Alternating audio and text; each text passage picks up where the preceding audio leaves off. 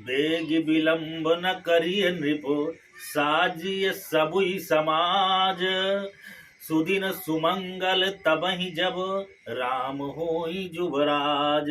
सारी समाज को इकट्ठा करके भगवान राम का जिस घटी, जिस घड़ी, जिस पल, जिस नक्षत्र, जिस योग करण, जिस समय पे भी भगवान राम का राज्याभिषेक हो जाए, वो सब योग और सब शुभ ही हो जाता है, वो समय शुभ हो जाता है।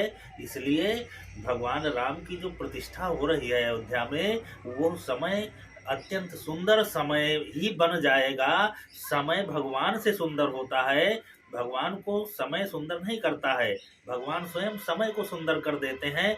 तो इस पे ज्ञानी जनों को किसी भी प्रकार की टीका टिप्पणी करने से बचना चाहिए और भगवान राम के उस जो प्रतिष्ठा हो रही है विग्रह की, उस पे शामिल होकर के, अगर आप उस स्थान पे नहीं जा सकते तो आप अपने जहाँ पर भी हैं उस स्थान पर भगवान राम को स्मरण करके और अंतरात्मा से, अंतर मन से उससे जुड़े।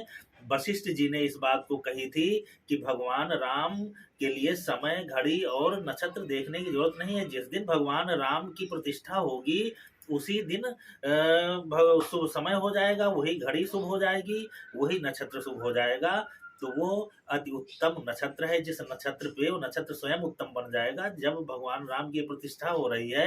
अभी तो प्रतिष्ठा हो रही है, अभी राज्याभिषेक भी होगा। तो राज्याभिषेक तो तब होगा जब भगवान उस भुजबल विश्व बस्य करी राखे से को न स्वतंत्र, मन रीग मनि रावण राज करे निज तंत्र। तो रावण जैसे त्रैलोक के विजयी को जीत करके जब भगवान आएंगे तो उनका राज्याभिषेक होता है। और वो विजय हमारी तो अब शुरू होगी। भगवान राम की प्रतिष्ठा से हिंदू मानस के भीतर जो स्थित भगवान राम की छवि है, उस छवि को प्रतिष्ठित किया जा रहा है उनके जन्म स्थान से। उस प्रतिष्ठा को देख करके, उस वैभवशाली मंदिर को देख करके, इस कार्यक्रम को देख करके हिंदू जन मन के हृदय में स्वाभिमान जागृत हो रहा है, गौरव जागृत हो रहा है। और सारी समाज को एकत्रित करके अगर किया जा रहा है तो यही तो भगवान राम की राजनीति है। भगवान राम ने सबको जोड़ा और सबको जोड़ करके धर्म के कार्य में लगा दिया।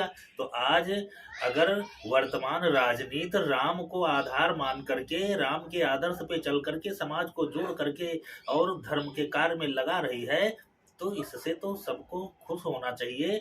और इस पे इस राजनीतिक जिस राजनीति के द्वारा, जिन राजनीतिज्ञों के द्वारा आप अगर मान रहे हो कि राजनीतिक कार्य है, तो राजनीतिक कार्य को भी अगर आप धर्माचार्य हो, धर्मज्ञ हो, तो इसको अगर मान रहे हो कि धर्म का कार्य है, तो उन राजनीतिज्ञों से आपको खुश होना चाहिए। राजनीति तो यहाँ तक थी अपने देश में कि भगवान को गाली दे करके लोग चुनाव लड़ना चाहते थे और लड़ते थे, जीत कर आ जाते थे। मंदिरों का अपमान करके, यहाँ तक कि राम भक्तों के ऊपर गोली चलवा करके लोग मुख्यमंत्री बन गए। तो आज अगर राजनीति मुड़ी है और धर्म को आधार, अगर राजनीति का आधार धर्म बन रहा है, तो खुश होना चाहिए। आज सारे जो विधर्मी पार्टियां थी, जो भगवान राम के द्रोह में खड़ी थी, तो स्वयं भगवान राम के गुणगान कर रही हैं। अब कोई भाव से कर रहा, कोई कुभाव से कर रहा है, तो करने दो। भाव कुभाव अनक आलसों, नाम जपत मंगल दिस दसों। आज भगवान राम को कुछ लोग गाली दे रहे हैं, कल ये भक्त बन जाएंगे, तो इससे फर्क नहीं पड़ता। कम से कम राम का स्मरण तो उनके मन में आ रहा है, उनके चित्त में आ रहा है। भगवान राम को अब ये तो नहीं समझ रहे हैं कि अरे कहाँ राम, राम का खुद का जन्म स्थान नहीं और राम काल्पनिक है। कम से कम ये कहने की उनकी क्षमता तो नहीं रह गई। राम भगवान प्रमाण सहित और अपने मूल स्थान पर विराजमान होने जा रहे हैं। तो उन के मुंह पर तो ताले लग गए जो लोग राम को काल्पनिक कह करके और सनातन धर्म का मजाक उड़ा रहे थे।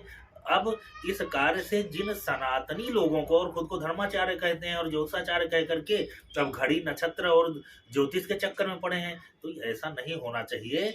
जिस दिन भगवान राम का राज्याभिषेक होता है, जिस दिन भगवान राम की प्रतिष्ठा होती है, जिस दिन भगवान के लिए कोई भी कार्य किया जाता है, वही समय शुभ हो जाता है। इस पे शुभ अशुभ के चक्कर में न पड़ करके केवल धार्मिक कार्य में शामिल होना चाहिए और खुश होना चाहिए।